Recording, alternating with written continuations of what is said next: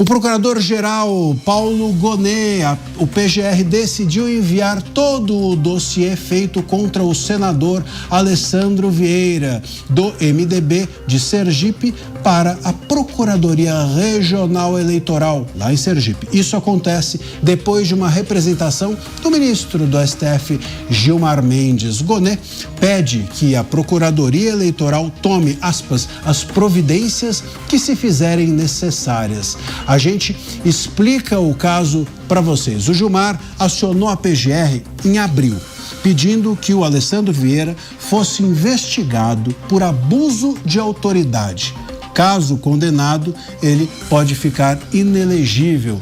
Gilmar sustenta que o parlamentar praticou desvio de finalidade como relator da CPI do crime organizado ao pedir o indiciamento de crime de responsabilidade ao final dos trabalhos da comissão aos ministros. Paulo Gonet disse que apenas o STF pode indiciar ministros e criticou a divulgação do indiciamento no encerramento dos trabalhos da CPI do crime organizado. Bom, olha, só para nosso público entender, o Gonet, ele está errado, tá?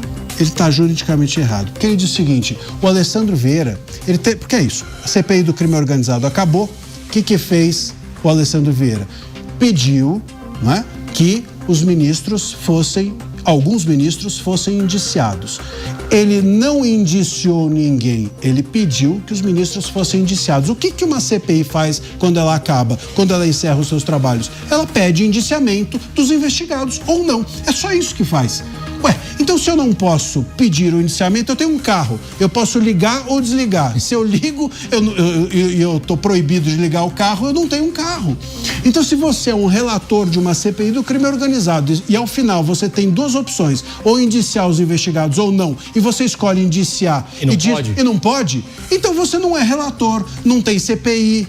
É o que eu ia falar, você esvazia por completo o instrumento CPI. E abuso de autoridade será você permitir que você exerça a sua função de relator, ou abuso de autoridade seriam os ministros impedirem que você seja o relator da CPI com todos os poderes que um relator tem, inclusive o de imunidade parlamentar, para fazer o que o Alessandro fez.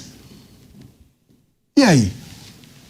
Você explicou muito bem aqui juridicamente. A questão é que, mais uma vez, nos deparamos com aquilo. Essa é a regra, não é? Você foi muito claro. E daí? De que vale a regra hoje? E novamente a gente volta no peso. Cada vez mais, cada notícia que a gente questiona aqui, discute, nós mostramos o nosso senso de indignação por não cumprir a regra. Mas eu continuo fazendo aquela pergunta que eu acho que a gente deve debater e jogar para a base da sociedade, porque a situação está ficando extremamente perigosa. Institucional, política, economicamente, está ficando bastante perigoso. Eles estão descumprindo as normas constitucionais, não há nenhum tipo de freio com relação a isso, e eu volto na pergunta: quem será possível, ou melhor, quem poderá fazer algo possível para parar esse tipo de descumprimento das regras? É aí que eu realmente me pergunto e é onde me preocupa, porque se são eles a última instância, quem poderá reverter esse tipo de quadro? O legislativo? Mas não são eles que têm determinado rabo preso e que permitiu até agora que eles fizessem absolutamente tudo isso e legislassem em nome de quem deveria legislar? De novo, eu não vejo outra possibilidade a não ser o tempo e uma pressão muito forte da sociedade, e isso passa sim ou sim pela mídia. E você acha que o senador Alessandro Vieira vê alguma possibilidade? Bom, vamos ver. Ele publicou, né, uma postagem, ele publicou um post e a gente vai mostrar agora. Vamos ler juntos aqui. Tomei ciência, através da imprensa, de despacho do PGR, o Gonet, que encaminha à Procuradoria-Geral a representação feita pelo ministro Gilmar Mendes, que é o que a gente já falou aqui, né? Ele diz Eu vou ler só algumas partes, claro, porque, enfim, é muito grande. Ele diz o seguinte: é mais uma tentativa absurda e ilegal de intimidação contra um parlamentar honesto e independente por conta de um voto/relatório proferido nas dependências do Senado. Vamos demonstrar o equívoco flagrante da acusação do ministro Gilmar com tranquilidade e respeito técnico, confiando na autonomia e qualificação da Procuradoria Regional Eleitoral. Tenho plena consciência dos riscos que corre quem desafia os poderosos em Brasília, mas sigo firme na missão de garantir que no Brasil a justiça um dia seja igual para todos. Bom, o Mota, o ponto aqui, né, é que o senador, ele está acreditando na justiça eleitoral, regional, mas quem está acima da justiça é justamente a corte que mandou que fosse adiante a investigação contra ele. Ele está chamando de intimidação aquilo que faz a corte acima dos tribunais eleitorais regionais que o julgarão. Ô Marcília, esse senador esteve aqui no Pingos nos Is, ele foi entrevistado por nós. O vídeo está disponível no YouTube para quem quiser assistir. A entrevista começou com ele relatando as pressões que estava sofrendo da Suprema Corte. Salvo engano, um dos ministros da Suprema Corte tinha dado uma entrevista, né? Reclamando do senador e até em tom assim meio ameaçador, e o senador aqui se queixou, ficou aqui 1 minuto, 2 minutos falando da injustiça que era isso. Isso foi perto da época da sabatina, daquela sabatina em que o Senado acabou reprovando o candidato do governo. E eu perguntei a ele: senador, levando-se em consideração tudo isso, como será o seu voto na sabatina? E ele disse: não, o meu voto está em aberto. Eu vou analisar as qualificações do candidato na hora, vou analisar as respostas dele e aí vou resolver o meu voto. Veja bem, o candidato era uma pessoa cuja posição, cujo pensamento era fartamente conhecido, né? Menos pelo senador, porque o senador ainda ia na hora analisar e decidir o voto. Aí eu fiz outra pergunta. Eu perguntei: senador, levando-se em consideração a situação em que o Brasil está, situações como essa que o senhor está sofrendo agora, o senhor não acha que seria melhor fazer uma pausa nas nomeações para a Suprema Corte? Vamos primeiro resolver essa situação para depois nomear? Não acho não, porque isso seria revanchismo. Então, Marcília, vamos com calma, né? Devagar com o andor, porque o santo é de barro. A gente tem que diferenciar o que é posicionamento político eleitoral daquilo que é a convicção verdadeira. Se eu entendi bem, você está dizendo, né, Mota? Quer dizer, hoje a gente tem parlamentares ingênuos ou parlamentares que estão também fazendo o jogo com o STF e de alguma forma acreditam que possam se valer do jogo. Claro, não estamos falando aqui de nenhum específico, estou falando de uma forma geral e você também. Mas a ideia é essa, né? Ou nós temos um parlamento ingênuo ou um parlamento que joga o jogo que o STF se propõe a jogar. Só que, enfim, tem perdido mais do que vencido. É isso? É um jogo que o parlamento não vai conseguir vencer. O que eu acho que acontece é que os parlamentares fazem um microcálculo. Eles estão pensando na próxima eleição. Eles estão pensando só o seguinte: não, eu livro essa eleição, depois a gente vê como é que fica. Em muitos casos não vai ficar. Eles estão colocando o Congresso e o país e a si próprios em um beco sem saída. Eu realmente não consigo entender como é que alguns desses parlamentares conseguem fazer o que eles fazem ou não fazer e depois dormir em paz de noite, né?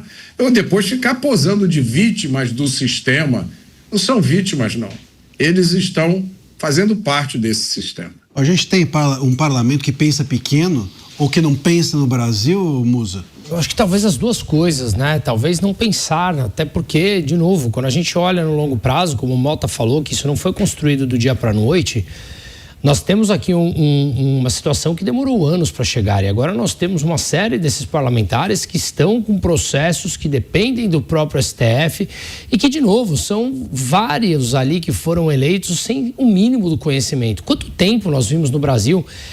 Fez um programa de reality show, pronto, tá eleito. Fez uma música X que estourou, pronto, tá eleito. Ou seja, nós traçamos celebridades como possibilidades de virar político e celebridades entre aspas aqui. Então, o que essas pessoas conhecem do determinado processo econômico, institucional, político, de fazer regras?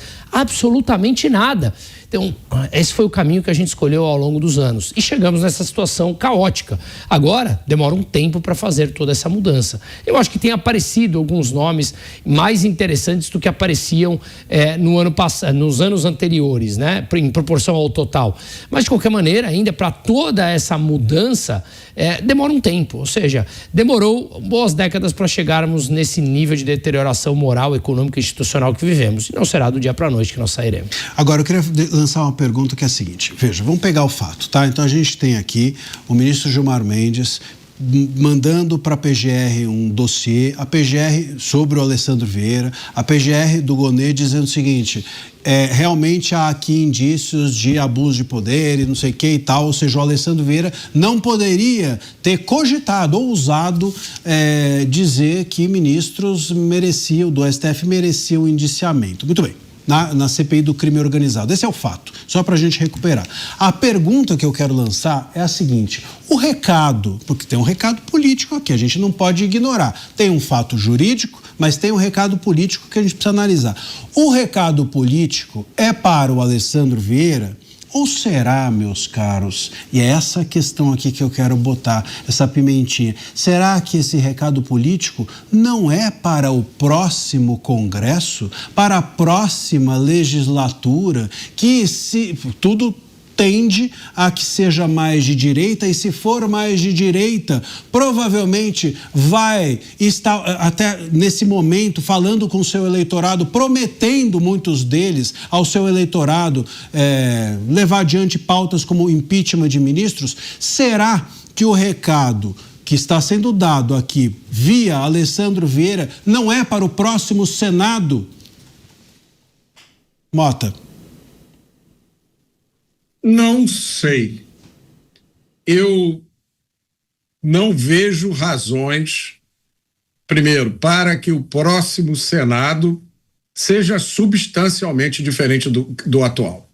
É claro, há políticos que estão se candidatando ao Senado que são excepcionais. Eu dou o exemplo do Guilherme Derrite, que parece que está muito bem posicionado em São Paulo, Marcel Van Hatten no Rio Grande do Sul. Então há nomes, sim, muito bons se candidatando para o Senado. Mas eu não vejo motivo para que o Senado, de uma forma geral, haja muito diferente desse. Nós vamos continuar tendo exceções, mas é um Senado que não conseguiu... Mas deixa eu te interromper para perguntar um negócio, para entender o seu raciocínio. Você acha que nós não teremos uma bandeira ideológica no Senado mais à direita, ou nós teremos, mas eles, ainda que de direita e de oposição, não serão efetivos naquilo que estão prometendo nas suas pautas de, enfim, confronto com o judiciário? A maioria dos políticos de direita que se identificam como direita não tem uma compreensão boa do que é ser de direita. Esse teste não resiste a 5 perguntas. A maior parte da nossa direita acredita em coisas de graça, acha que tem que ter lei para tudo, acha que o governo tem que intervir em tudo. Eles não acreditam em menos Estado. Então isso é um dos fundamentos da direita. Agora, eu acho, Marcília, que os mecanismos institucionais, tenho certeza, né? Os mecanismos institucionais que vão reger o Brasil ano que vem são os mesmos desse ano, não são? Ou mudou alguma coisa? Então, a gente já viu no primeiro governo federal que eu, na minha vida, consigo chamar de direita, um presidente do qual foi tirado o poder de nomear o chefe da Polícia Federal. E foi daí para baixo. O que vai mudar no Brasil no ano que vem? Eu não consigo ver. Eu não acho que o voto em políticos bons para o Senado é suficiente para que a gente mude essa conjuntura toda. Eu não quero que isso seja um desestímulo para as pessoas. Eu só não consigo ver uma solução para isso. Porque essas coisas que a gente comenta aqui, elas acontecem com cada vez mais frequência, são cada vez piores e são cada vez mais descaradas. Aí eu pergunto a você, por exemplo, nesse caso aqui específico do senador, por que o Senado não pede o impeachment do PGR? Será que o Senado está olhando para isso e achando que isso é normal? O que se passa na cabeça dos senadores? Vamos deixar quieto que isso vai sumir? Então, o que a gente vê do Congresso, e aí coloca aí a medida da responsabilidade do presidente do Senado, do presidente da Câmara. Mas qual é a reação do Congresso para essa situação do senador? Síndrome de avestruz.